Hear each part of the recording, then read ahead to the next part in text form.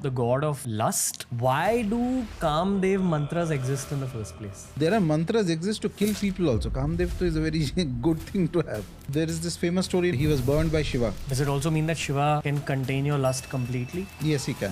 From my mom's side, have worshipped a deity called Dattatreya. Look at this image. Almost like a twin of Dattatreya. So Trishira Bhairava was one of the forms of Bhairava, very prominent and worshipped in Kashmir. Shanidev can cause problems. Yes, if Shanidev is not well placed in your horoscope. There are tantric pujas for Shanidev. Yes. Can you meditate to a point where you become as powerful as the Devta? You will most likely die before that. Say Krishna comes and you say that you are 100% going to turn into Krishna in its full capacity and power. Your body simply doesn't have the capacity to take that power. And from a larger context, space in general, there's something up there that is supposed to teach us. The moon plays a vital role. There is no one thumb rule. In fact, Jupiter can be very negative. For example, A lot of things, diseases, blood sugar and hormonal problems, liver related issues, financial issues can come from Jupiter. first time ever hearing this.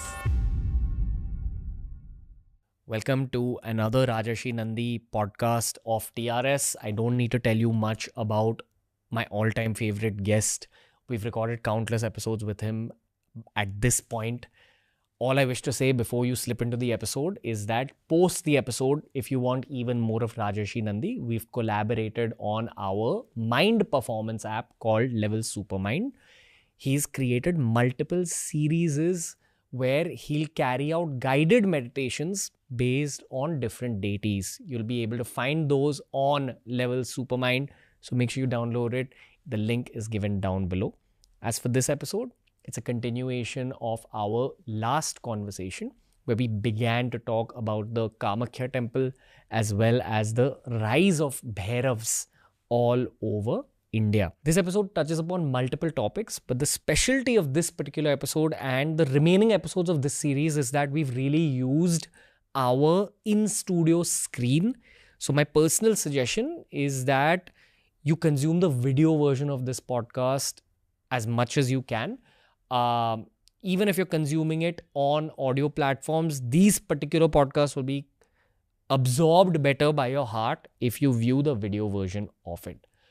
But for now, I have to let you slip into another epic with Rajarshi Nandi, who's back talking about the deity Dattatreya and a lot more on this special episode of TRS.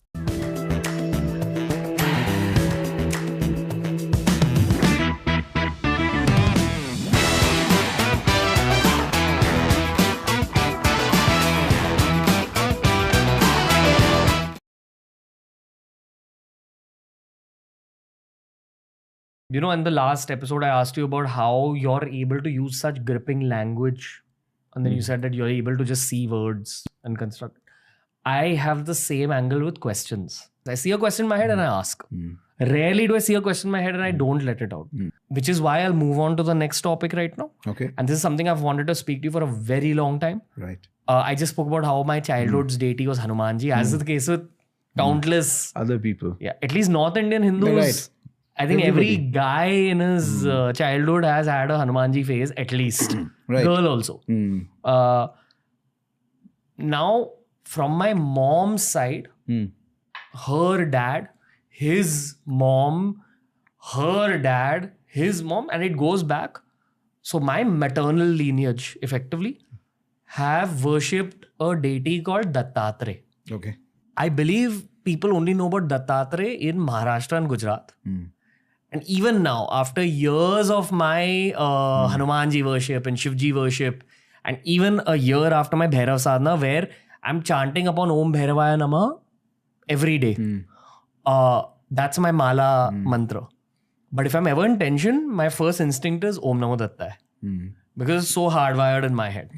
All I have been told in my childhood is that it's a combination of Vishnu and Shiva. I have been told that it's one of those avatars which is both an avatar of Vishnu and of Shiva.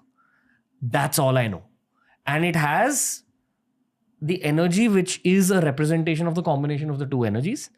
And that I can vouch for because I've felt it. Because I've chanted upon Om Namo Dattaya. I've meditated upon it since my childhood. I've had so many experiences of going to that temples. And you feel that combination of Vishnu and Shiva energy. Which is distinct for Hindus who have visited Vishnu temples like Krishna temples or Ram temples and Shiva temples. It's different energies. But in Datta Mandirs, you feel both together. That's all I know. And I know it takes me to some deep place when I meditate upon it. Can't say more than any words that I've already expressed in front of you. I know that you've linked it to Bhairav in one of your online explanations, but I'm going to tear down this explanation with you. I want to know everything. Because I would argue that, I mean, I don't like admitting this publicly, but I'm curious to know if Dattatreya is a deity that is becoming dormant or that is waking up out of dormancy. So, over to you. Can you search for something here? Trishiro Bhairava. Trishira Bhairava. Three-headed Bhairava. Okay. This was one of the Bhairavas who was very popular in Kashmir. Extremely potent worship. 3 heads. Now look at this image. Almost like a twin of Dattatreya. Only thing is that the heads, if you look carefully on the left hand side, the head, it's more grotesque kind of fearful head. On the left hand side, right? You On see that? His right. On his right. On his right. And here, I think it's the hands, arms are broken in this sculpture. So he'll have a skull in his hand. Okay. So Trishira Bhairava was one of the forms of Bhairava, very prominent and worshipped in Kashmir. As I say, Kashmir was the peak Bhairava Upasana place, and it produced tremendous amount of great scholars and saints and mystics and powerful acharyas. All somehow the other linked to Bhairava's blessing. Trishira Bhairava eventually, in my opinion, becomes Dattatreya later on. Okay, with some modifications. Modification kya hota hai? That the fearful head changes into the more Somya form. The skull changes from his hand because that gives him the more raw, the Bhairava energy remains very strong in that. Okay, so you remove it with Vishnu's energy. Okay, now this change is also because the deity allowed it. Do not think that somebody one day wakes up and suddenly changes and will respond. No. Somehow or the other, the deity allowed it, and that is why it has happened. Okay. So, Bhagavan Dattatreya has some similarities in this is what I'm talking to you is my opinion about it. Sure. So, it is not necessarily based on text or anything. Bhagavan Dattatreya has lot of similarities with Bhairava. One is that he is believed, for example, that he is immortal. Okay. Immortal fundamentally, but he is immortal at the same time. There is in Maharashtra, to Datta worship is quite common. Some of the texts are there. Some of the texts mention that in certain times of the day he is present at different places of India. Okay, Dattatreya. So he travels around India and he's at different times. He's at different places. Girinar mountains in Gujarat area is his abode. But he can travel in the blink of an eye. He can take any form and shape.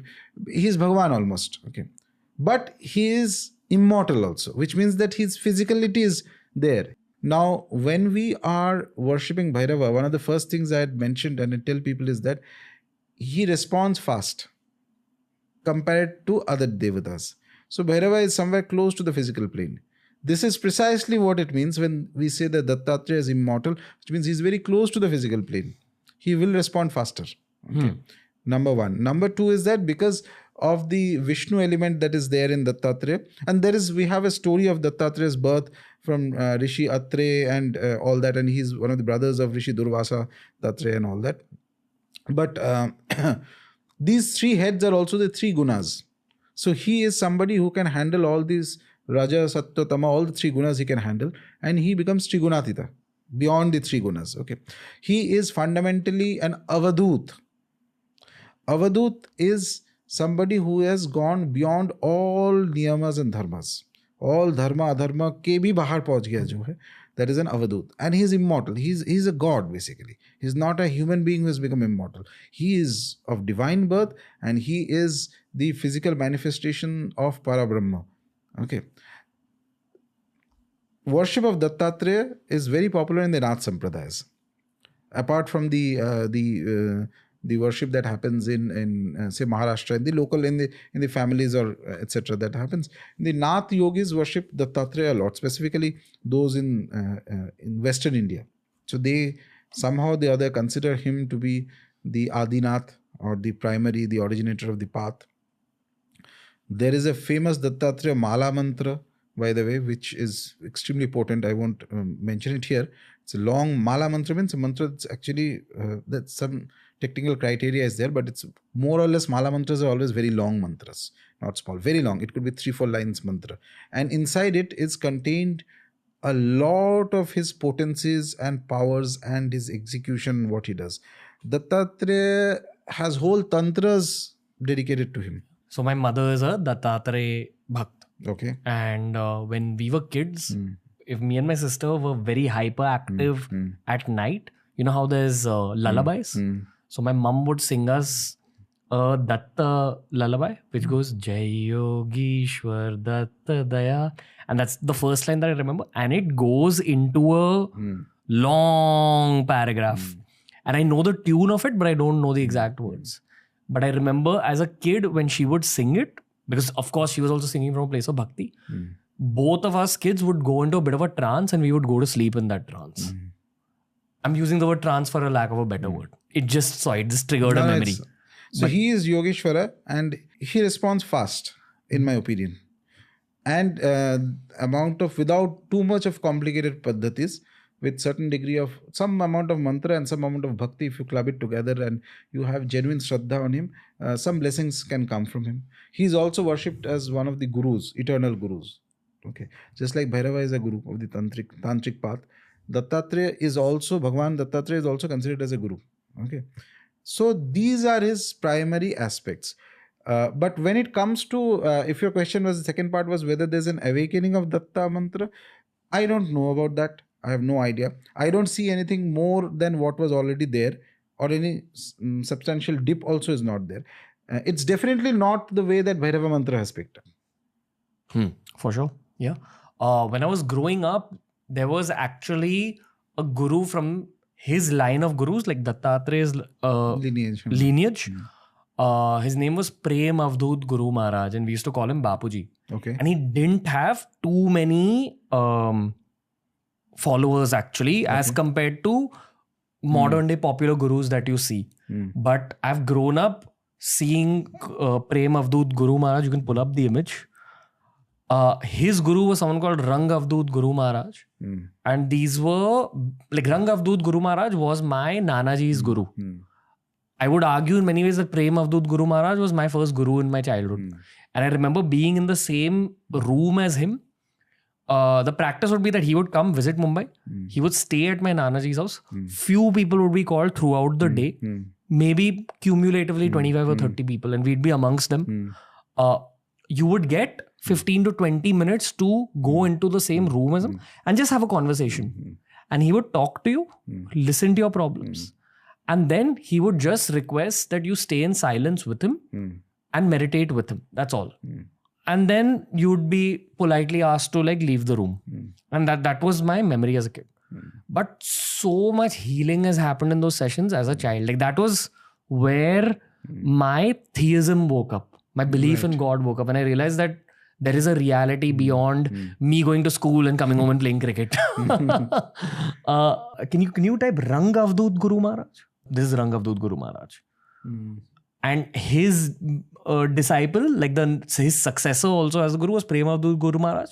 And currently there's no successor. Okay. Which is where my question originated. That is the deity going into a dormant state again? No, you can't say from one lineage. No, I'm sure there are other lineages also. There are offshoots. There are many branches. Many branches, or there may be other Datta worshipping lineages. No, it's not like that. His worship, what I feel is that worship is, it was always there and it is still there. It's not widespread across India, but in the places where Dattatreya Bhagwan is worshipped, is still worshipped. Okay. Like, my Nanaji is going to be really happy that we brought up his guru. I've never spoken about this, but probably this was my first image of guru or God. And eventually, even when I met you in life, when I was in my YSS and I was progressing, I think when you brought up practices and having physical gurus, I went back to my childhood. Which is why I'm saying it wasn't just you who nudged me along the Bhairav path. It was something from my whole existence even before you. One last tangent on this Dattatreya conversation is I'd like for Atharv to pull up. Just type Dattatreya. There's dogs. Always around Exactly. Dattatreya. And Bhairav Baba is the other one who has dogs. Yeah. Dogs, cow. Very, very similar to Very Bhairav, similar. which again I tie together at age 30. This is perhaps the first one of I feel that the kind of the energy of Bhagavan Dattatreya is almost similar to Bhairava, but slightly. अब भैरव बाबा का तो बहुत सारा रूप है. So which form you are taking? Say Kal Bhairav and all that is more aggressive form, more intense form. So this is the transformation that. So it is there in here. The fact that he holds a shank. And there is a part of Vishnu also, the Vaishnava Tilak. So Vaishnava Tilak means basically it's fit for a more domestication of the original fierce nature of the deity has happened. Wow. Domestication of the fierce nature of the deity. Yes, domestication is a process that happens in all tantras also, by the way.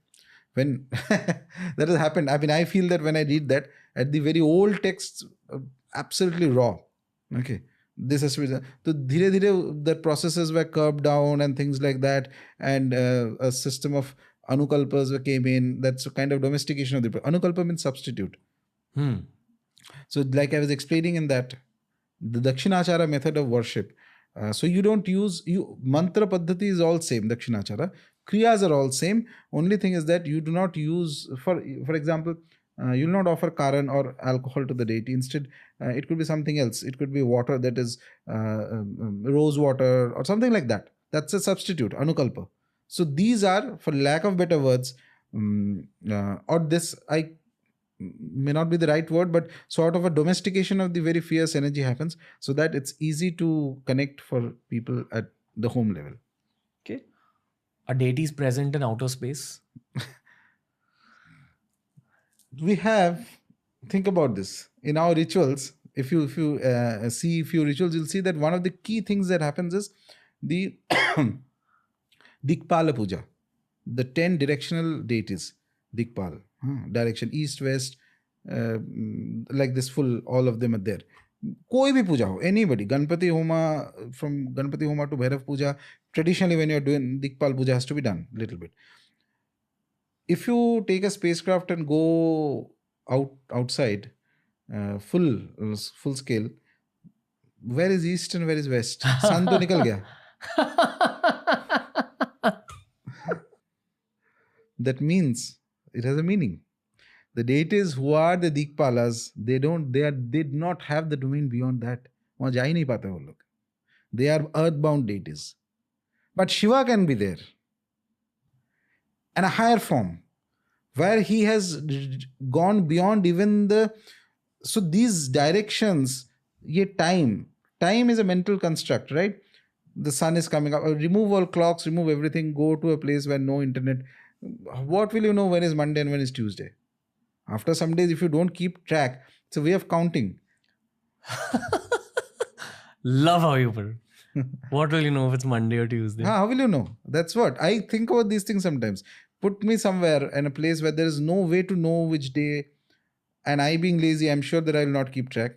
After 10-15 days, every day is Sunday. So you have seen in the fields, in rural areas, cows are tied to one peg, and that cow keeps rotating here and there.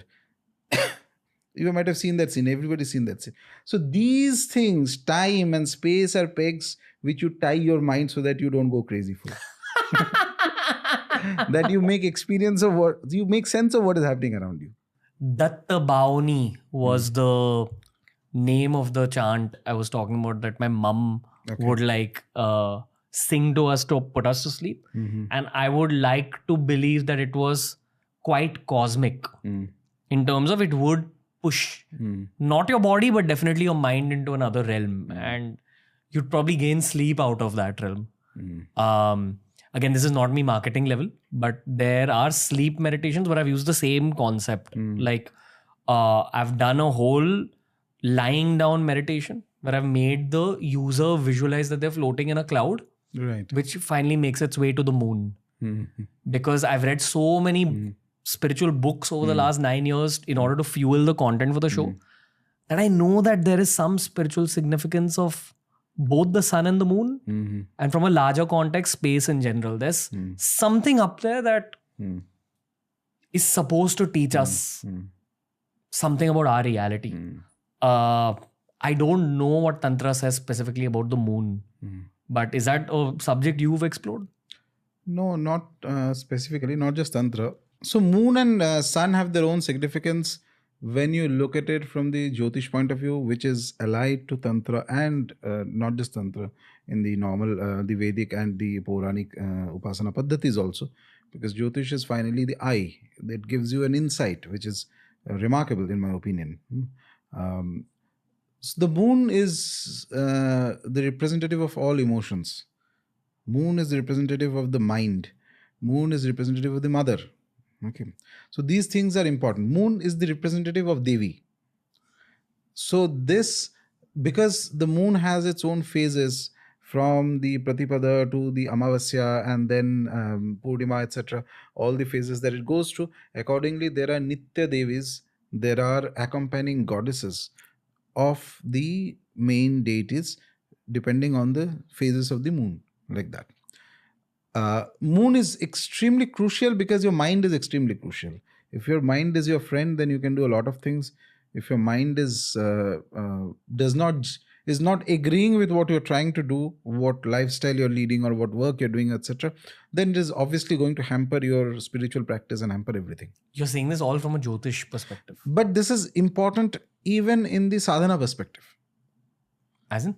As in, so when I, suppose I'm guiding somebody into some spiritual practice, it not only is important to tell them that what to do, but sometimes there will be blockages, karmic blockages in the chart of the individual, which we can find out from looking at the imprint at the moment of birth, the horoscope, if it is looked at. And those need to be cleared in order for the individual to progress smoothly. That is important. So there, the moon plays a vital role. What kind of the mind, in fact, there are certain combinations, I won't mention them, but there are certain combinations of the moon,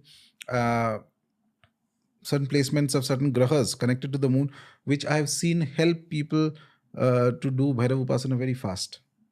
So I have a general idea can come in that, whether this particular deity will gel with an individual or not. So all grahas play a role. Moon plays a very vital role. That's what calming effect of the moon calms your mind. You feel more relaxed, you feel more happy, you feel more energized. Okay, that's extremely important. And the sun is also important in terms of, one is obviously the sun is important in terms of a source of light, and also as a primary orientation of the Vedic religion is with respect to the sun, somehow or the other. Okay, the solar power and the solar light and the energies connected to that are very crucial in some senses for development of an individual in the Vedic path. Sun also represents at some level the Atma of an individual at a very deep level. So the Atma is all pervading. It is everywhere and all times it's working. But till the time you are not aware of it, it's as good as not there working for you. So it's very important to understand this. So this differentiates between what is the theoretical perspective and the practical reality of the universe. In theory, for example, there are many people who may believe that I am the Atma. They will tell also. There's a very popular Upanishadic sayings and all that.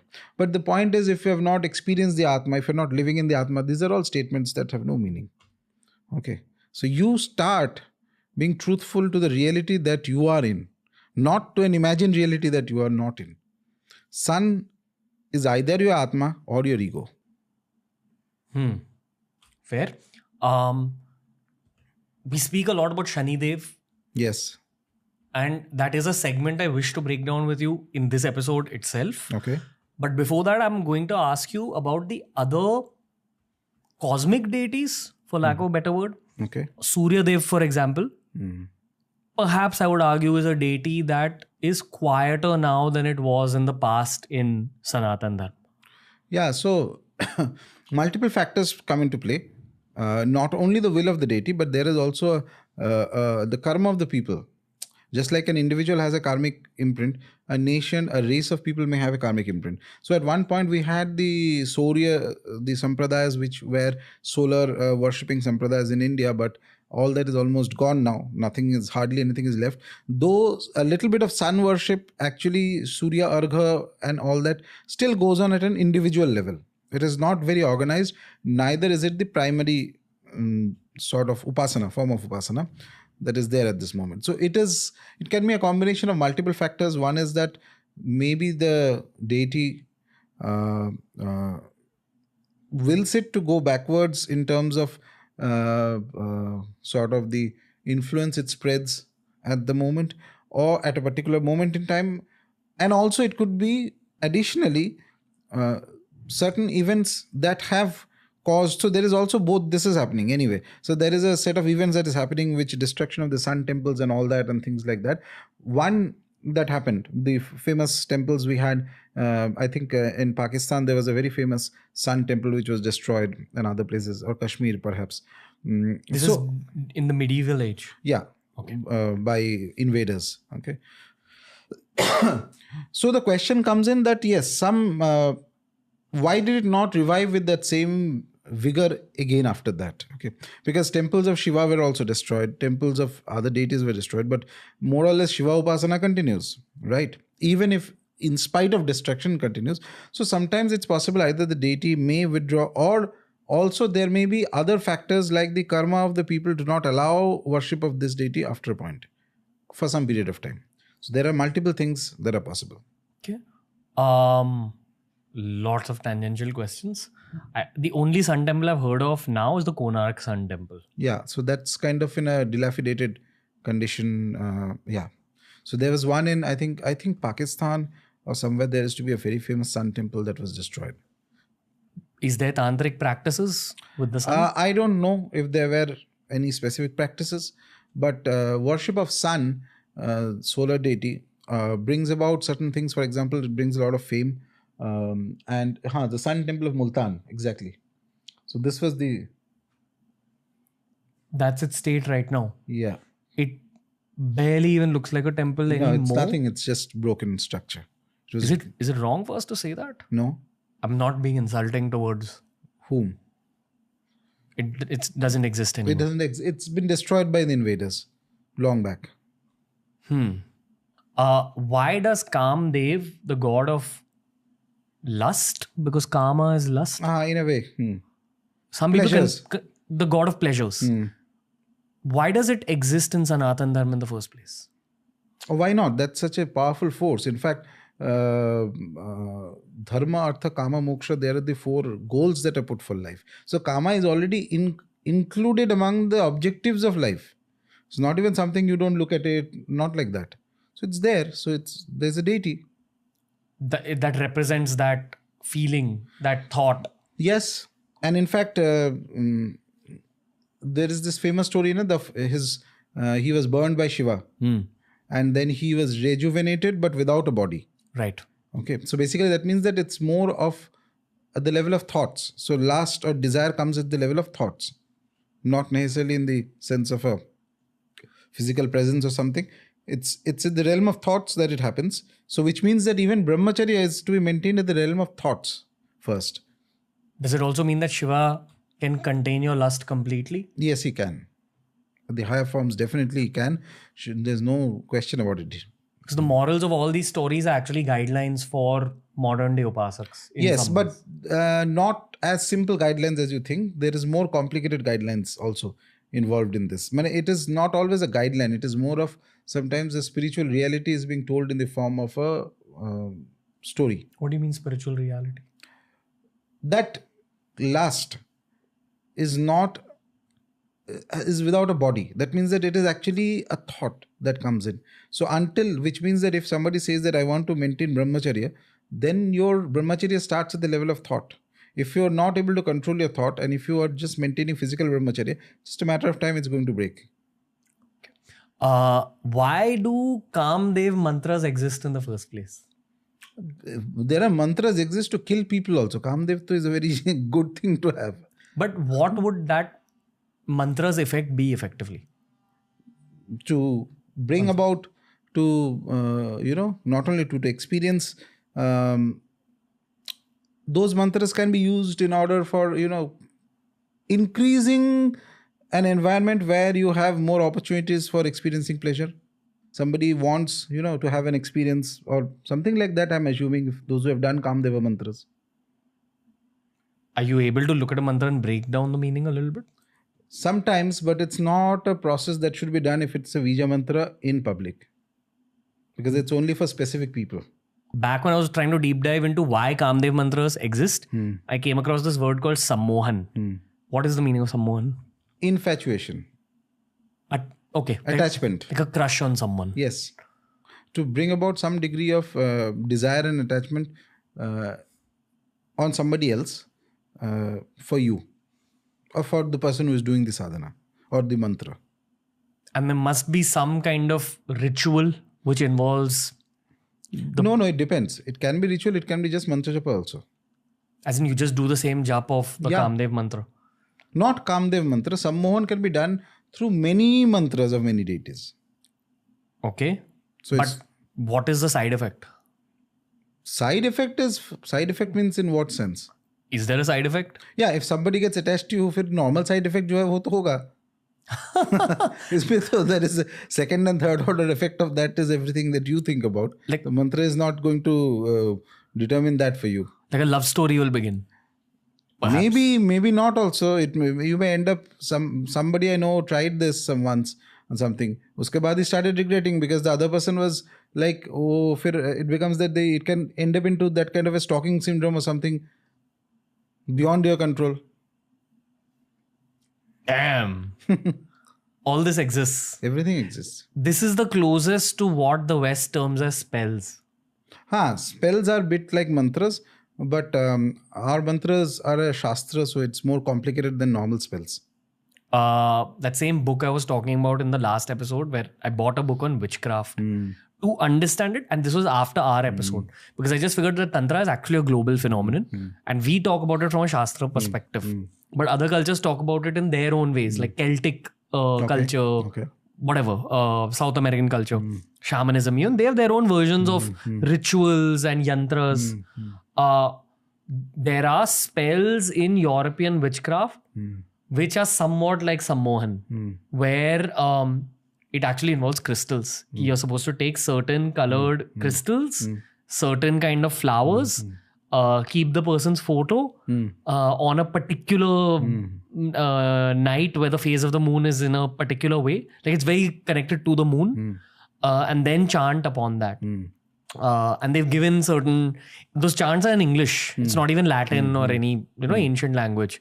But I think it's much more about having yantras like those objects and then putting emotions into it. Right. So I think the raw idea is the same as what you're talking about when it comes to Sammohan. I mean, largely when you're talking about Shastra-based Tantra. But it's just that because Sanatan Dharma has evolved in this land that we call the subcontinent, which was so populated for such a long period of time, that ours is way more refined and developed. Theirs is perhaps a little more raw. Raw would not be the right word to use. I would say, it's our... so in these or other prayogas, when applications of mantras, what we have is much more vaster. Wide range of mantras are available for all things. Deities, mantras, processes. So what kind of these things are, to what degree you want to apply it to somebody. One is a mild infatuation. One is you make somebody so crazy that they can't think beyond you. All this is possible. But there is a caveat to this also. The understanding of this has to be very clear. So it depends on whom you're trying to do it on. It's not that simple. Nature is not that stupid. Just because there are mantras so you sit and do it will happen. No. If the person has protection, if the person is spiritually grounded, if the person has his or her own mantra practice and all that, then obviously these spells and all that smaller things, they will not work so easily. For example, Bhairav is a protective deity. So if you're doing a Om Bhairavaya Nama for a long time, it's kind of like wearing an armor. Right. And there are then, apart from that, if person does Kavacha recitations, Kavacha has a specific armors. Since you mentioned the term, every deity has a set of Kavachas. These are stotras which are protective in nature. So when kavachas are done, recitations are done, then it brings about a protective aura. And it's not that simple, depending on what kavacha is done and how intensely the individual is practicing that. It's not so easy to influence through mantras and other processes. Then there are other, just like that, there are protective measures higher and higher. There are applications also higher and higher. Weapons that are stronger and armor that's stronger. Sometimes people may use objects that you have used. Then it becomes very strong. That this is what Kala Jadoo is, black magic. In a way. So Kala Jadoo is, well, basically just a negative application of mantra and ritual and anything. The intent is the point. The ritual itself is neither good nor bad. Tantra is giving you the processes that it is. It's your intent that will make it good or bad. How are you going to use that? Suppose in a very theoretical situation, you are some important individual in the government, suppose, and the country goes into war with somebody else. Suppose you have a great expertise in this knowledge. You do this kind of a ritual on some important individual of the other camp and find out some information from that. Is it good or bad? Who knows? So does this happen? I don't know. I'm just giving you a theoretical situation. Fair. This is the practical use of prayog. Prayog is always practical. There's nothing called theoretical prayog. So a theoretical prayog नाम का कोई चीज नहीं होता. Either you can do it or you cannot do it. That's it. There is no ये about I know this, I know that, I know that. Power by itself is application. If you have not applied power, you don't know whether you have power or not. All that is, rest is all theory. I know X, Y, Z. I can write 10 pages, 20 pages, 100 books. Meaningless. Power is application. I think in one of our earliest podcasts we had spoken about this loosely. Okay. We'd spoken about Kala Jadoo, like 1.5 years ago when we first met. Because that whole phase was like this. And now we're talking about it in a much more objective way rather than a explosive cinematic way. When I've traveled in Australia, I met a lot of Aboriginal people, like the local original inhabitants of Australia. And 100% certainly, I'm sure about this, they feel a connection with India. They do believe that there's some kind of brotherhood between the cultures. Okay. Sisterhood, brotherhood, whatever you want to call it. And you know what? There's also prayog in their culture. There is rituals. There is mantra jap. There is yantras.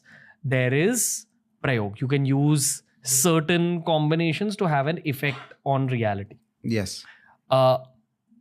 Aboriginal people were very connected to their tribal roots, which is very good from a mental health perspective, perhaps, because usually people who live in tribal communities are said to be happier based on the few tribal communities that exist even today. That's supposed to be the gift of having tribal living.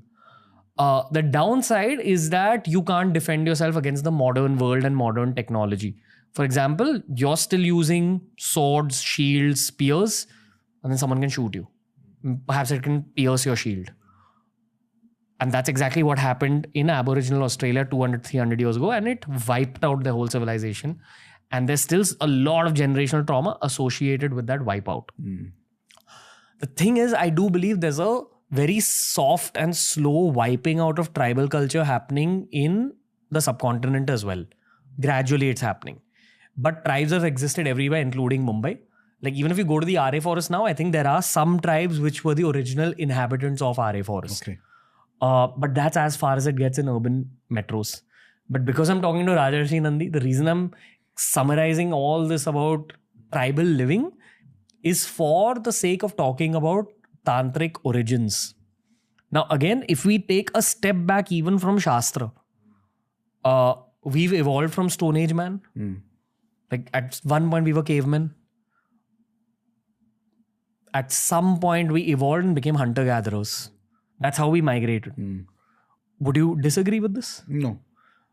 I think it was during this phase of being hunter-gatherers that the human mind started thinking about what is God. And then that kind of inquiry led to prayer, places of worship, meditation. Possible. And prayog and tantra. And I say that because even now, not all tribal communities, but many tribal communities are associated with Prayog. Or for lack of better words, black magic, kala jadoo. I would actually term all these things using an analogy from our playground analogy that Bhulok, our earth, is a playground with many children, many souls. Everyone's doing their own things, stockbrokers, business people, police officers, you name it, whatever.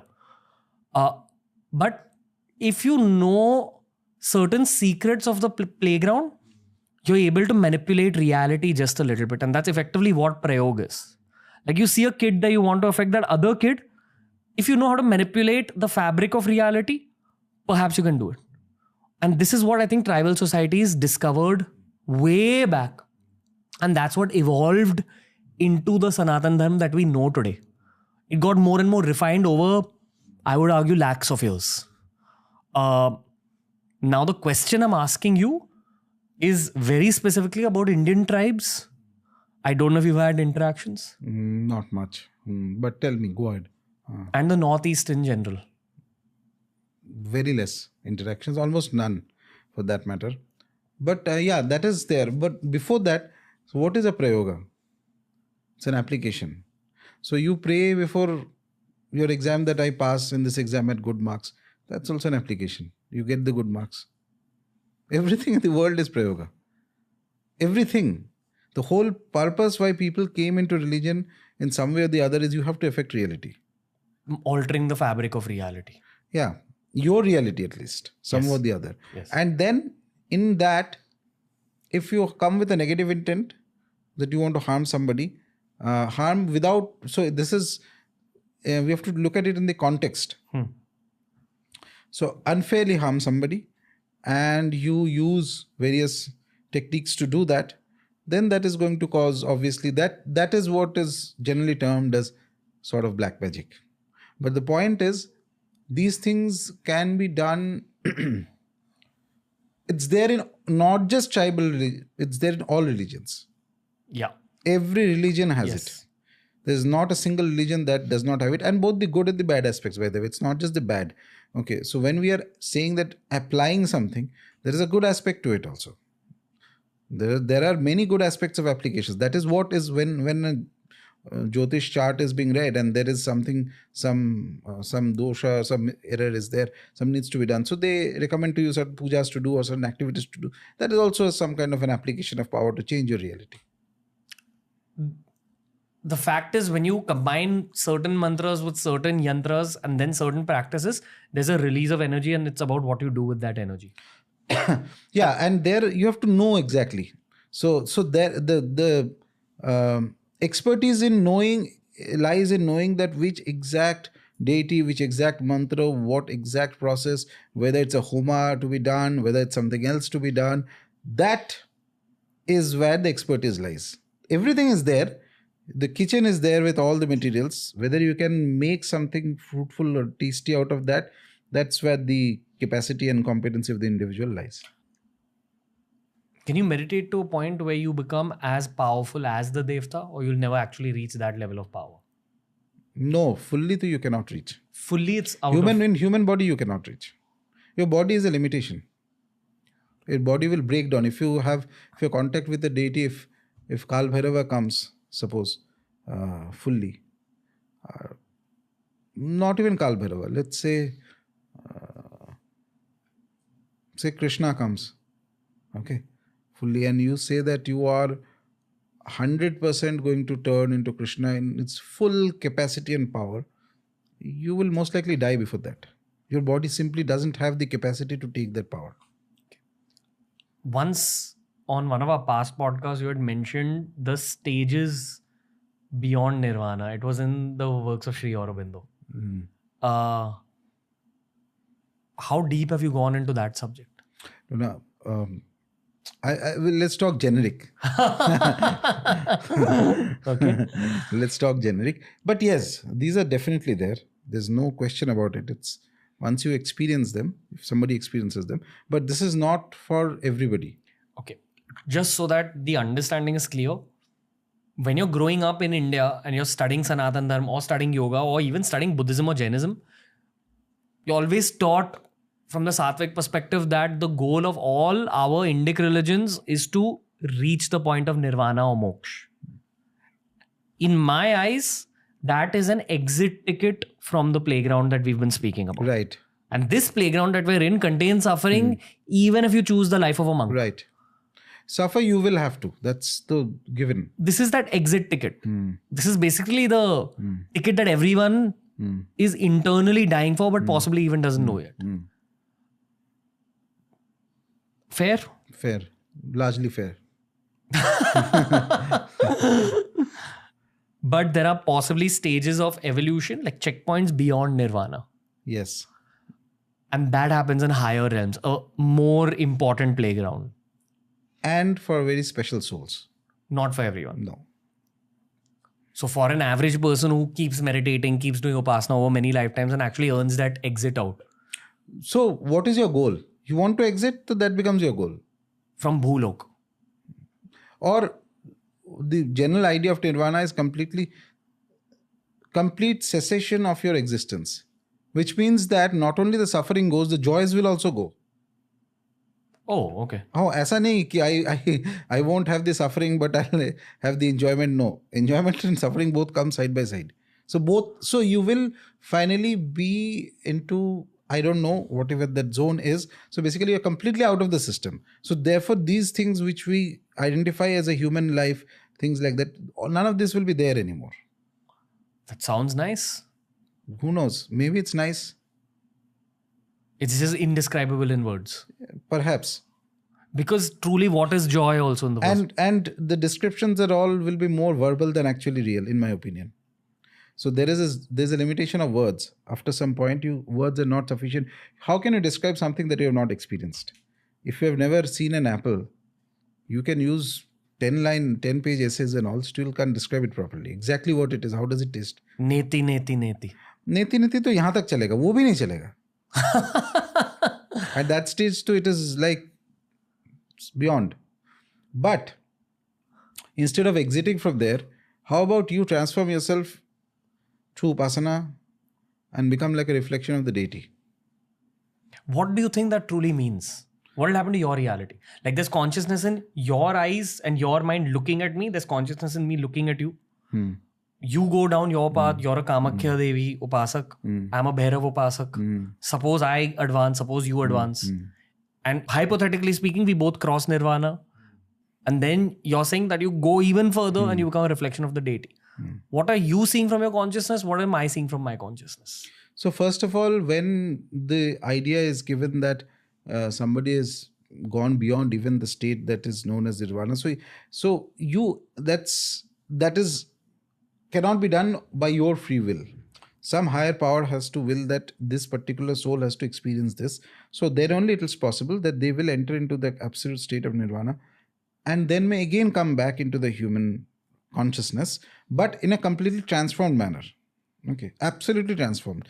Now this transformation, and when I speak that somebody is going to become like a deity upasaka in the highest level, so your perspective will change and will become at a very high state. You will see the whole world as a reflection of the deity. But here there will be a difference. Suppose you are a Bhairava Upasaka, you see the world as a reflection of the Bhairava consciousness. Somebody is a Krishna Upasaka, will see the world as a reflection of Krishna's consciousness. And there will be differences in the two also. If there was no differences, everything would have been one. Obviously, there will be some slight differences, and that is dependent on the nature of the deity. So if you are a Shiva Upasaka and you enter that state, so you will see that very formidable static nature of the consciousness that is there, that comes in, which for lack of better words we say the static self-realization, self with the capital S. So you will see that is the substratum of whole world, everything's. That's one beautiful thing. Suppose you are a Ma Durga Upasaka and you reach that state. So there is the iconography of Durga has that battle. So you will see that even from the smallest cell to the largest star, there's a friction going on. And it is through this friction everything has been created. And there is an Advaitam in that. There's a beauty in that. Every moment there's a friction going on. If you're a Krishna Upasaka, you may see that everything is an expansion of a divine love. If you're a Kali Upasaka, you may see that there is deep down, there is a absolute, for lack of better words, tremendously powerful force that cannot be contained by anything. She is like that. But that is also the source from which everything is being born. So there is an individualistic state of expansion of the consciousness of that deity that you will experience. And as you go deeper into that, this is not a one-stop thing. As you go deeper, eventually manifesting within your body and mind and your life, you will have various attributes of the deity. That is the very high state. Those who become absolute siddhas of the devata, they may have around them always the environment will change like that, according to the nature of the deity. Their words will become different. So they are effectively in the human form, but they're absolutely the deity. There are people like that already. I'm sure. Of course there are. Perhaps not in the public eye. No, they won't come in the public eye. No, that they won't. That is pretty certain they won't. Is this point achievable in one lifetime through hard work? Obviously not. If you're starting from zero, you can't go there in one lifetime. How do you know that you're not starting from zero? That is the question. So that you have to be very careful in. Suppose you already have an interest in these things and you're doing sadhana, etc. So then you can understand that perhaps you might have done these things in the past. And the rate in which you progress, signs you get and all that. I'm saying this from a very objective, non-emotional perspective. Of course, I'm proud of being an Indian. I'm very blessed that I feel my soul was meant to be born as a Hindu and experience all these things. But maybe anyone that's born in a Hindu family and that too a religious Hindu family is perhaps already meant to be on this path or has done something in the past that has put them? Not always. Okay.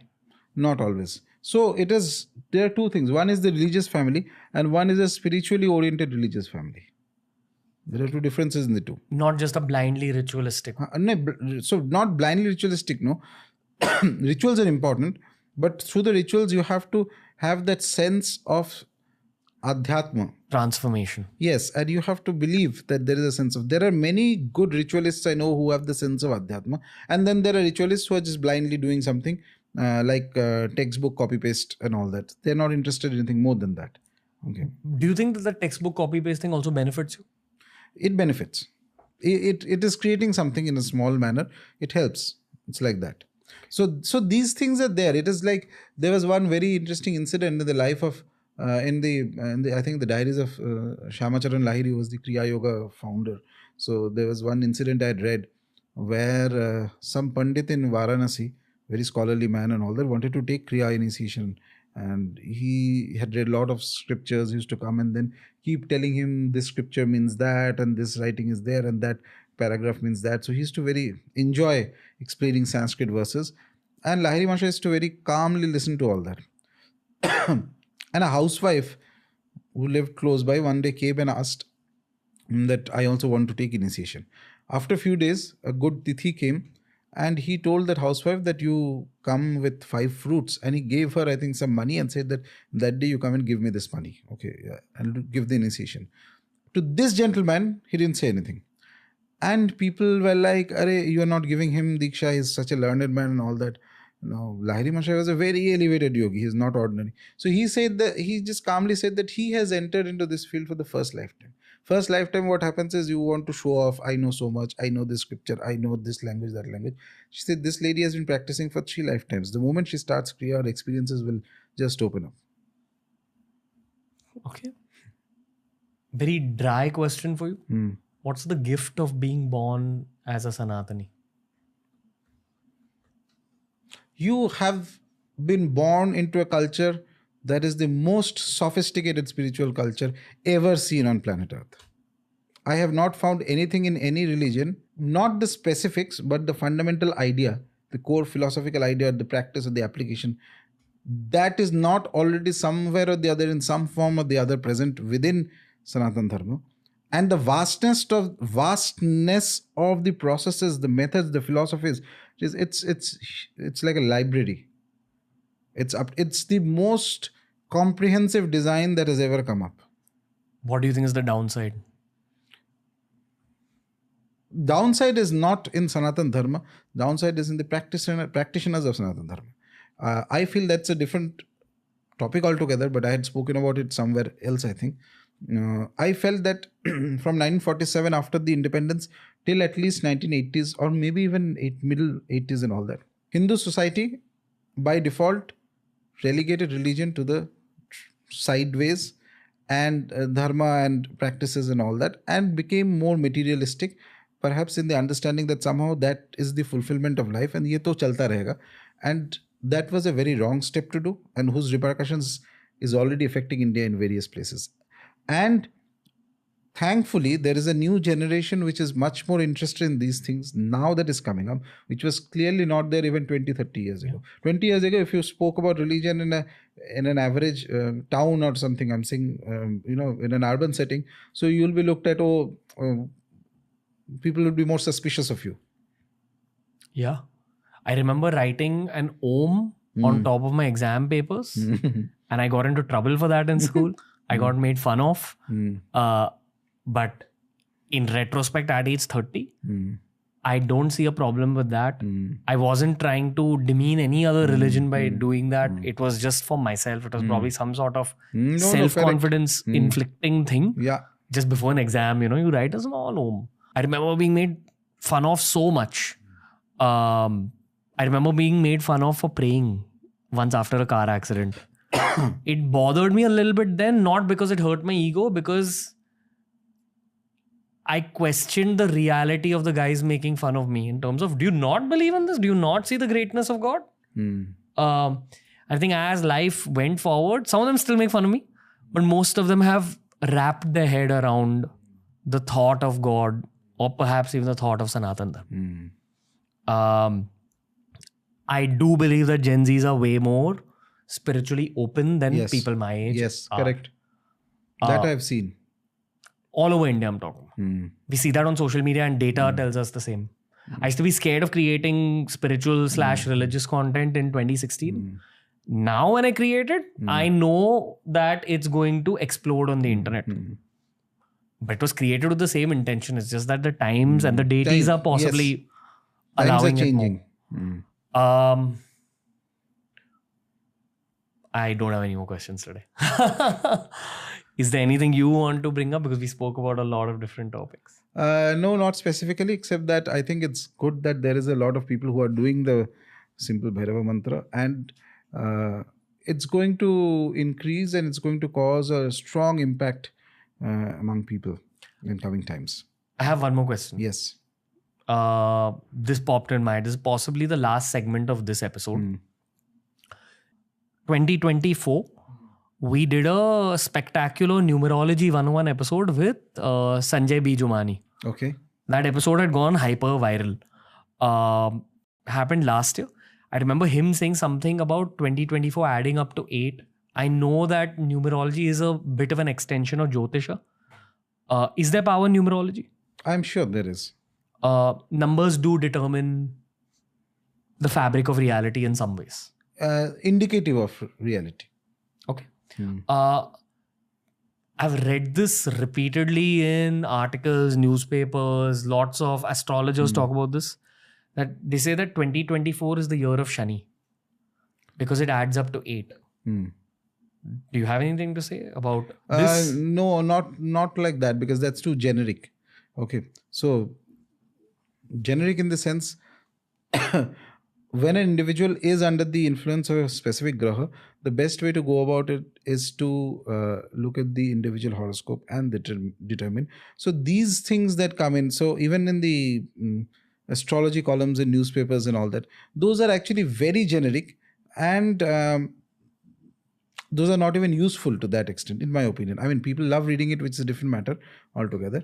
But so it's not like that. So there is a method of determining when traditionally done. So at the time when the new year is forming, and that means not necessarily 31st December New Year, the Hindu calendar New Year is forming. At that time, there is the configuration of grahas and all that can give you some indication. Overall, what is the year going to be like? But even more accurate is, if you're looking at, suppose somebody is looking at India for a matter. So you can look at the grahas, that how it will play out in the chart for India and how it is going to happen for an individual based on his chart. But yeah, perhaps this year there will be, let's see, some kind of events. Some things may happen which are not the most, which are tough, let's say. For the world? I don't know about the world. India, it's possible. It's a tough year for India. It's possible. Okay. Would you like to say anything about Shani Dev? No, it's fantastic. If you're worshipping Kal Bhairava, somehow the other, some of the problems that Shani Dev can cause is also brought under control. Shani Dev can cause problems? Yes. If Shani Dev is not well placed in your horoscope, definitely can cause problems. And there are methods to deal with it. So it's not that always it is bad. Sometimes in some configurations, it can be very good also for the individual.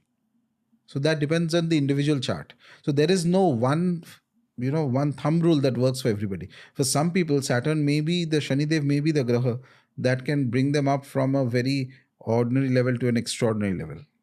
In what way? Anything, in career, in life. In spiritual growth. Spiritual growth, some types of spiritual growth. So Saturn is basically a graha of discipline and hard work. If you're not working hard, he doesn't bless you. That's extremely important. But when he is slightly negative, then you'll face criticisms in spite of working hard. In spite of trying, you'll still be criticized strongly. Sounds familiar.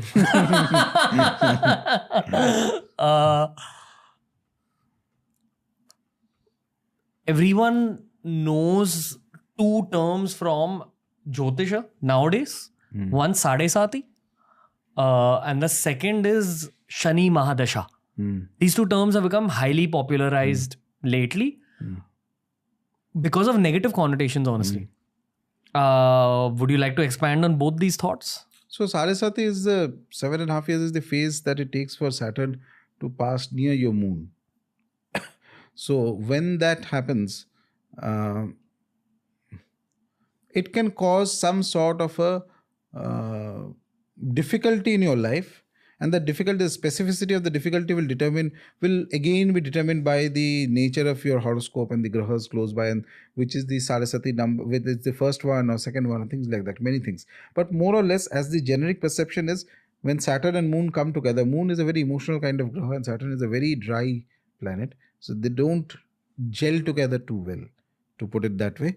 So therefore, what happens is the person may suffer from anxiety or some kind of problems, or even in some cases maybe depression, or people, conflicts with people. Various things are possible.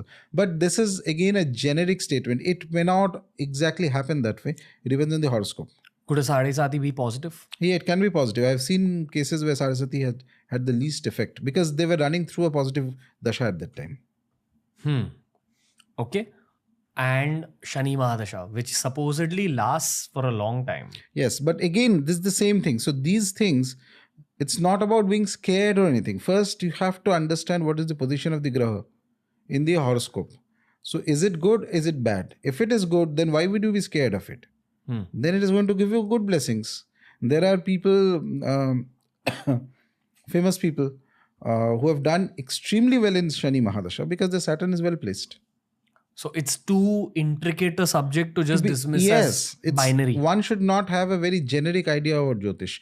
It is always comes down to fundamentally what is their position of the grahas in an individual's chart. Or in case somebody is doing a prashna, then that is what is the position of the grahas when the prashna is being asked. Okay, so without that, there is no one thumb rule. In fact, Jupiter can be very negative, which is otherwise considered as so positive a graha. In certain conditions, Jupiter can also produce negative results for an individual. For example? A lot of things, diseases, things related to blood sugar and sometimes hormonal problems, liver-related issues. A lot of things can come from Jupiter. Financial issues can come from Jupiter. Okay. First time ever hearing this. Oh, yes. So this is what, when you go a little deeper into Jyotish, you realize that this whole thumb rule business, that this is all good and this is all bad, doesn't work. So you have to understand the nature of the graha.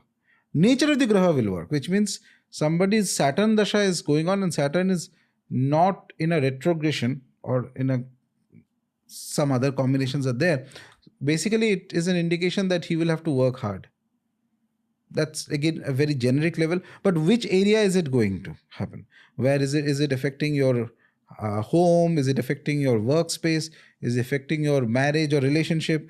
Is it affecting your health? All these things. So it depends on where exactly it is now placed. Number two, that gives you an idea ki which area of your life it will impact. Number two, is it well placed or is it badly placed? Which means that if it is negative for your horoscope, then obviously it's going to cause you trouble. If it is positive for your horoscope, it will not cause you trouble. But there are certain tendencies that Saturn already has. For example, Saturn is a loner. Saturn doesn't like interacting with people too much. It's a little slow. It's very thorough, very hardworking. It loves the masses. Masses means the lowest denominator of masses. It's not the elite society. It's the workers and all that. It loves those things. So somehow or the other, those will come into play in their life. Hard work, though, definitely. And if it is hard work, in some conditions, as I mentioned, growth can happen. A lot of growth can happen. Huge amounts of growth. I mean, when Saturn gives you something, it will be exceptional amount. There are tantric pujas for Shanidev. Graha pujas are there. This is Graha pujas are Jyotish related, right? Yes. Okay. The reason I'm asking you this is I have this Ram Mandir I've been going to ever since I was a kid. It's in Vadala. It's a very, very powerful temple in my eyes. And it's an ancient temple. There's also a Hanuman temple right opposite it. I've been going there my whole life, but I went there about 3 to 4 weeks ago. And I went there a little more open, and I was going there after years, after meeting you. You know, the time I'd gone there before that was maybe 4 or 5 years ago. So I felt I was going there as a much more educated individual this time. And I started noticing each of the deities present outside the main temple premises. And there I saw a long line for one of the deities. When I inquired which one it was Saturday, and people were offering prasad and oil for Shanidev. And then right next to it, I saw all the Griha devs. Like there was a Rahu, Ketu. Graha, all the deities. Navagraha. Yeah. All this is Graha based puja, Jyotish based. Not fully. So this is the Navagraha sanctums are made in all temples these days. Especially in South, you'll definitely find, and in the correct direction and ways. So grahas can be pacified in multiple ways, not just puja. Sometimes you do activities related to the graha. That will help you. As in it'll cure the bad impact. For example, some days ago I was seeing somebody's some affliction was there. So I recommended that individual to do annadanam, to feed people. Okay, a large scale feeding, not small feeding, because that certain graha required that. So that type of activity, if you do related to the graha, that helps, or that is more positive oriented activity with respect to the graha, it can help remove the maleficence of the graha. This is one. Then there is the next level of graha is, you can, if the graha is really negative, then you can do a puja of the graha. And this, there are people, a lot of people, places in India where they can be done. So they will do a full mantra japa of the graha, and then they will do a homa of the graha, and they will, it's basically to calm down the graha. If that doesn't work, then you go to the deities who can control the graha. So there are two types of things. One is the standard deities are there, plus the Vishnu avatars are there. And then in some cases, when the grahas are absolutely in a very negative condition, you can go into worshipping the Mahavidyas related to the grahas. All the Dasa Mahavidyas are, the 10 Mahavidyas are also linked to the grahas. So their pujas can be done in order to calm down the effect of a graha. Okay. One last question again. Again, the question is popping in my head, so I'm going to throw it at you. Yeah, please. The ritual I do every night is, can I say a bit of it at least? Go ahead. Light a diya, offer prasad, and do my jap. And have my own personalized conversation with God. It's a very raw, rudimentary, basic, yet powerful practice. Absolutely. I've had experiences doing this. I get emotional. If I ever do it in a temple sometimes, like I just went to Kashmir. I found the one Shiva temple in Gulmarg. It's on the top of a hill. Okay. Stunning. And you're in sub-zero temperatures. Minus 13 degrees, you go inside that temple and you do your jap. I had such a strange experience. I just did one mala jap. But I didn't feel sad or happy. I was feeling cold. Finished the mala. And then the moment I opened my eyes, I realized my eyes were full of water and there was lots of water that had come out of my eyes. So I questioned whether I cried or not. I don't know if I cried because I didn't feel sad or happy. I was just feeling connected and there was lots of water pouring out of my eyes. Which is why I don't know if these were tears or something else. Yeah, this is the summer picture. Now imagine it in winter. Okay. It's at the top of this hillock. Mm-hmm. Yeah, can you see that's the winter picture? Okay. It's been the honor of my life to actually meditate in that mandir. It's beautiful. But my point of saying this is, what's the difference between this practice of this basic mala jap and then practicing a whole havan? Is it like the havan is a much more charged ritual, like even more energy gets released? Why don't more people talk about havans in the first place? People do. Havan is an integral part of dharmic ritual practices. It has its own rules, pros and cons. In the traditional format when you're doing, so basically the idea is that you do a certain amount of mantra japa and then a part of it you give in fire. So basically you can do, so you are doing sadhana, when you're doing mantra japa, you are actually, the element that is getting activated is you're working through the air. Vayu mantra is because you're chanting the mantra, right? So then fire is, havan is basically you are using Agni Tattva. Okay. Similarly, there is Tarpan. Tarpan is Jal Tattva. Marjan, Bhojan. Bhojan is actually your basically the earth element where you are feeding people actually. So all these things are equally important. They have their own specific significances and correctly used, they make it absolutely terrific. It's important to follow the correct usage and important to follow what the guidelines that the Shastras have given for centuries in these matters. Because in my opinion, and I differ with a lot of people on this, so these days I see many places that only havan is, so more or less people, go ahead and have this idea that just by doing homas, havan alone, one can attain. But there's no evidence of that. It is even, in fact, contrary to the established norms of all traditional sampradayas, whether it's tantric or Vedic or anything. Nobody, you can go to a Shankaracharya and meet him and ask him, can I do havan on and off? No, he will say there is a procedure, there is a method, there is an amount of japa of the deity, etc. Then you do, because it's a very intense process. Something that is very intense has to be controlled and coordinated in the right manner, and then it becomes useful. Or one leaves society completely, becomes a sadhu. Some sadhu sampradayas, not the Vedantic sampradayas. Vedantic sampradayas, they give up fire rituals also.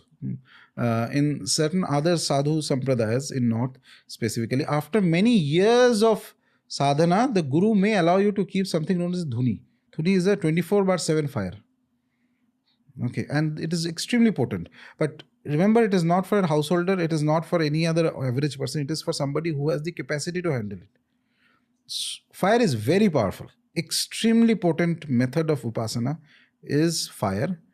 Because a thing is, when a thing is extremely powerful, you use it with the right reverence, right manner, right quantity.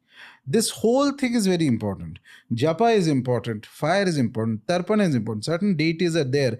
Ganpati, for example, if you have a diksha of proper traditional way of diksha, one of the best things to do is tarpan to Ganpati. What is tarpan? Tarpan is just like you do tarpan to Pitrus. Tarpan means, it comes from the word which means to satisfy. You feel satisfied. So you are doing tarpana to your ancestors with water and black til and all that somebody does, etc. and saying that be satisfied. Tarpana is to be done for deities also. Devatas also. You say the mantra of the deity will be there, and then there's a phrase that has to be added with tells them that I'm doing tarpana to the deity and puja to the deity, etc. Certain count of tarpanas have to be done. It produces remarkable results. Tarpana to some deities are very, very powerful. And in the Kola Tantric mark, since we are talking of that, tarpana is to be done using alcohol. So you give karan to the devata and you use the phrase and say that I am doing your tarpana, you be satisfied with it. So these are very powerful processes. It's not just only one thing is there. The greatest upasak is one whose mind has become so tuned. So he knows what exactly is needed of this. You don't do blindly everything. What is to be done when a havan is needed, then you do a havan. But there are some procedures before that. There is certain amount of japa that has to be done, certain amount of tuning with the mantra. If that is not there, if you keep blindly doing homa, it will not lead to any you can claim various things. Claim is irrelevant, I tell you. What you claim makes no sense. It is what the world will claim or see, that is what. So traditional idea is more or less, you do you graduate to doing homas in a controlled manner after you have first completed japa and all that. In fact, japa is so important that japa is the only thing that can take you, if you are capable, into the Akash Tattva, which is the most powerful of all the tattvas.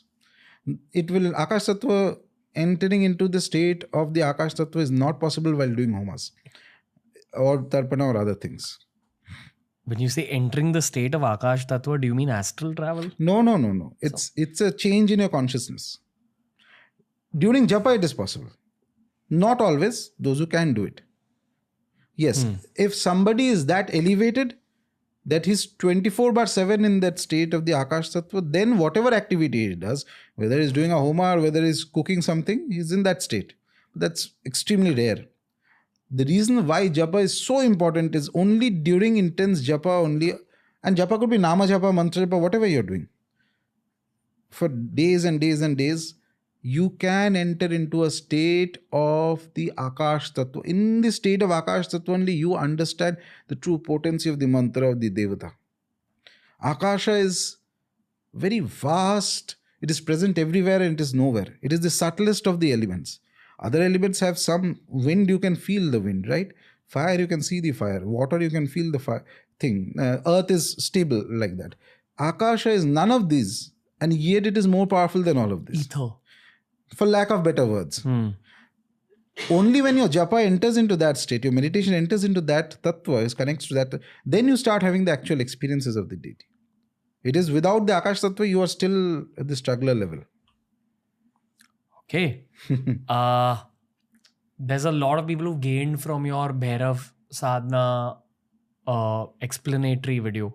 Right. But effectively, you said Om Bhairavaya Namaha is the starting mantra. Yes. Do the mala jap. Know how to use your fingers correctly. There is a method that you're supposed to use your middle finger to actually move the mala. And you use your thumb to keep it stable and balance it on your ring finger. Hold it near your heart chakra. It produces faster results. But you can actually hold it. Yes. Okay.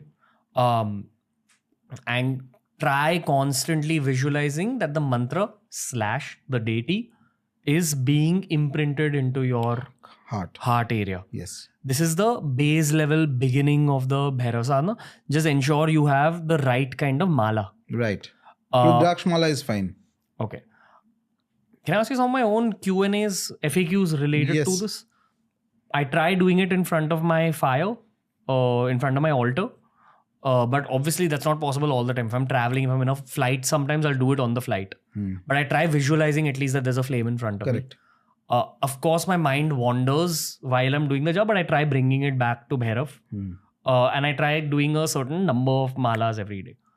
I began slowly and then I've worked my way up.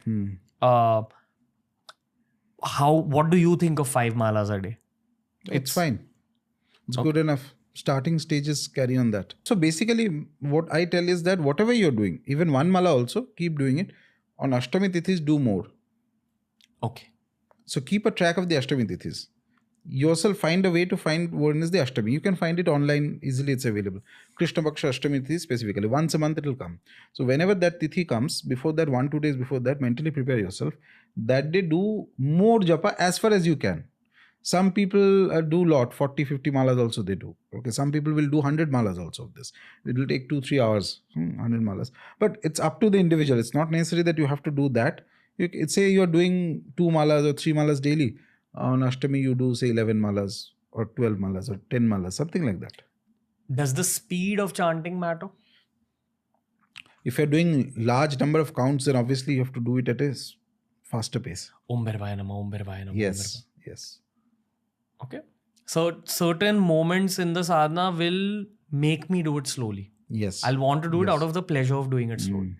So I just listen into that intuition. Yeah. So there are 2 things about this. Now, the way that you are doing at this moment, that is fine. Slow down. No issues. Sometimes people do mantra anushtan, which is a more complicated process, slightly more complicated process, where you take a sankalpa at the beginning that I will do so many amount of malas in so many days. There you have to keep the count as primary. Even if you are feeling like slowing down, you have to ensure that you are finishing the count. So there, if you can balance that too, very good. If you're not doing an anushtan, if you're just doing say 3 malas or 5 malas I'm doing daily, or 2 malas, whatever it is, and in between once your once the mantra connects to your chit shakti, there's a power inside you. Once there's a connection that happens, at that time the mantra will slow down, mind will slow down, you will start enjoying the process. So there you can slow down, but continue the mantra. Then the japa becomes like a meditation, Yeah, happens. and that is a very good sign. You had asked me to keep a track of the numbers. So I maintain a note and I'm waiting for the point where I reach 1,000 malas. Right. Why did you? Because 1,000 is considered as a generic number. When you complete 9, 27 or 26 malas, that is as good as 1 lakh japa of the mantra. Plus, there's an additional say another 70, 80 malas. That kind of covers any kind of lapses that might have happened in the japa. So 1,000 is considered as like a Safe number. Safe number as a parameter to cross. Okay. What after that? After that, you intensify. So it is not that you'd have to change the mantra. Even with this only, now you do more intensified japa. You can increase the count of the japa, or you can start doing smaller anushtans. So you see that 1,000 mantra japa may have taken you 3 months, 4 months, whatever. Now you say, no, let's do something more intense thing. Say, I want to complete 200 malas in 5 days. Okay. Oh, okay. Or 6 days or 7 days, something like this. Like you create games for yourself. Yes, you intensify that. And that will have stronger effects. And what do you mean by effects? Effects means the effect of the sadhana. Which is what? Which could be many things. You could have deeper experiences. You could have a more conscious engagement with the deity. You could have some material changes also. Many things are possible. The goal is to keep doing. So you there is of course a possibility of people doing higher levels of Bhairava mantras. There are many Bhairava mantras. But even with this one also, I feel, and I've seen that, not just feel, I've seen that with people. So if you carry on intensifying the sadhana, it is going to cause work in your consciousness and bring about certain changes. Okay. Positive, and help you develop faster. So all in all, post 1,000, it's about creating those mini games for yourself. Sort of. That's one way of putting it. But basically, these are what we call technically the anushtans. So basically, after 1,000 malas are done, you don't stop the sadhana. It's not that then you are like you have just crossed one threshold. Do you still count after that? Yes. Count never goes. Not until you have reached that state where the mantra completely drops off and you are in a state of permanent Advaita with the deity. Do you have a number in mind? No, it doesn't depend on the number. It depends on what kind of karmas you are carrying, how long it will take. How will you know when you've reached that point? Well, you will always know.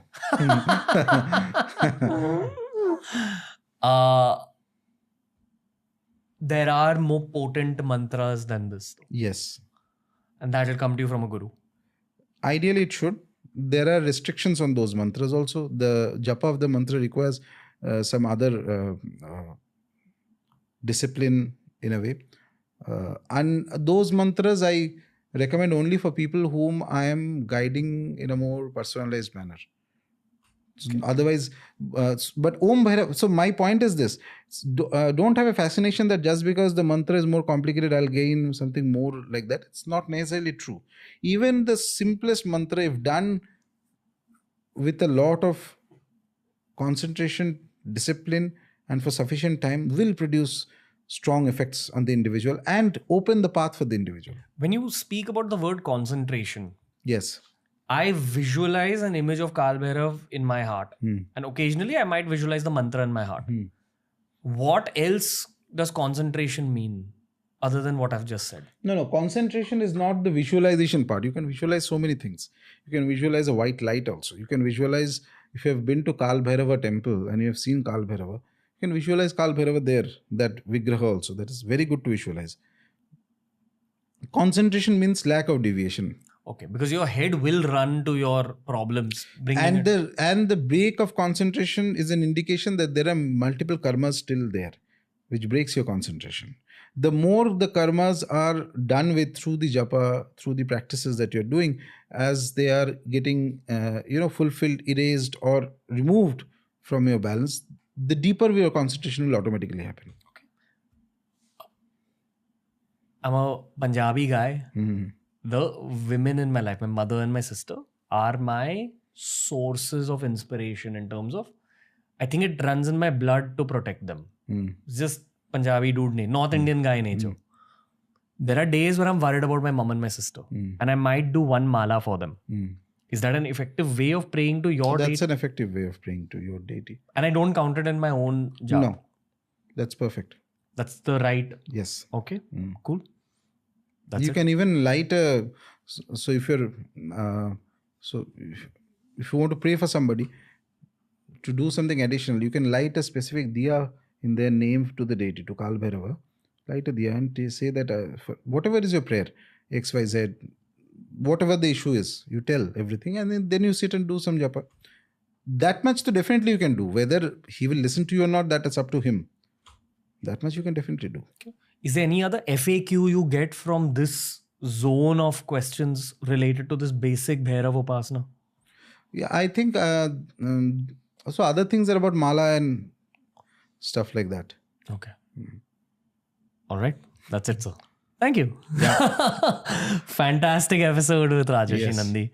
Do you want to leave the audience with any signing off notes at all?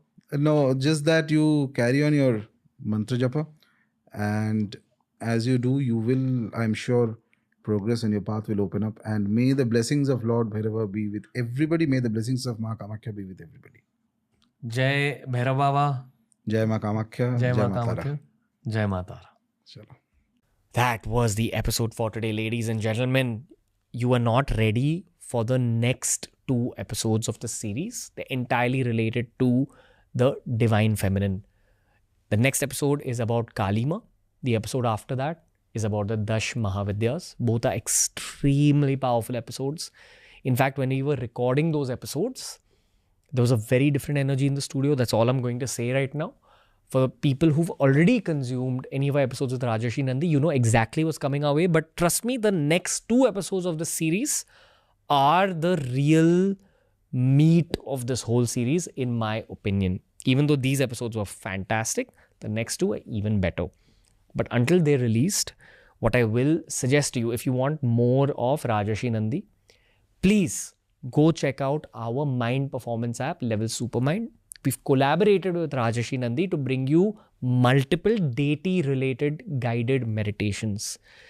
So you do absorb his energy and his knowledge through these podcasts. But if you really want to begin your own Tantra-related practices, that's a great starting point where you have access to Rajarshi Nandi's prana, his heart, and his words, of course. That's it for today's episode.